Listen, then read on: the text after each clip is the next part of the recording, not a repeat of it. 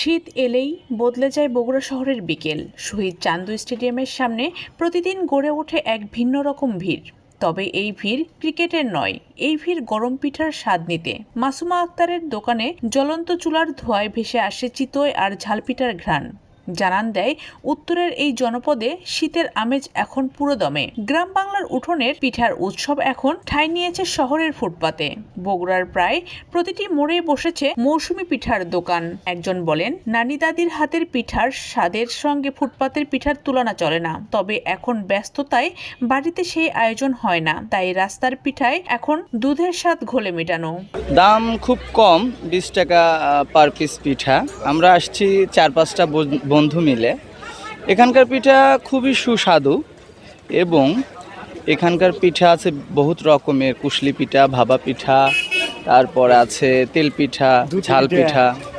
তো আমরা মাঝে মাঝে আসি, বন্ধু বান্ধব এখানে আড্ডা দিই, আড্ডা দেওয়ার সঙ্গে পিঠা খেয়ে চলে যাই। পিঠার মানে যে স্বাদ, ঠিক আছে, এটা আমরা অনেকের কানে শুনছি, জানছি, প্রায় এসে খাই, আজও আসছি। ঠিক আছে, খুবই ভালো। ডিম পিঠা অনেক স্বাদ। আরিফা খানম ঋতু নামে একজন বলেন, শহুরে জীবনে বাড়িতে পিঠা বানানোর সময়ই পাওয়া যায় না, উপকরণের দামও বেশি, তাই এই পিঠাই এখন ভরসা।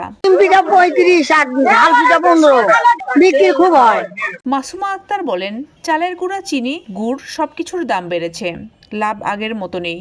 তবুও মানুষ যখন তৃপ্তি করে আমার পিঠা খায় তখন ভালোই লাগে। দিনে 5 থেকে 10,000 টাকার বিক্রি হয়। আমি এখানে 30 বছর হলে পিঠার দোকান করি। আমি তেল পিঠা ভাজি, চিতই ভাজি, কুশলি, ঝাল মিষ্টি দুধে, ডিম পিঠে, ঝাল পিঠে, একই রকমের পিঠে ভাজি। ডিম পিঠে 35 টাকা, ঝাল পিঠে 15 টাকা, চিতই 15 টাকা, তেল পিঠে 20 টাকা, কুশলি 10 টাকা। লোকের ভিড় ভালোই হয়, বেচা কেনাও ভালোই হয়। এই ছোট ছোট পিঠার দোকান শুধু স্বাদেই নয়, তৈরি করেছে কর্মসংস্থান। মাসুমার দোকানেই কাজ করছে 10 জন।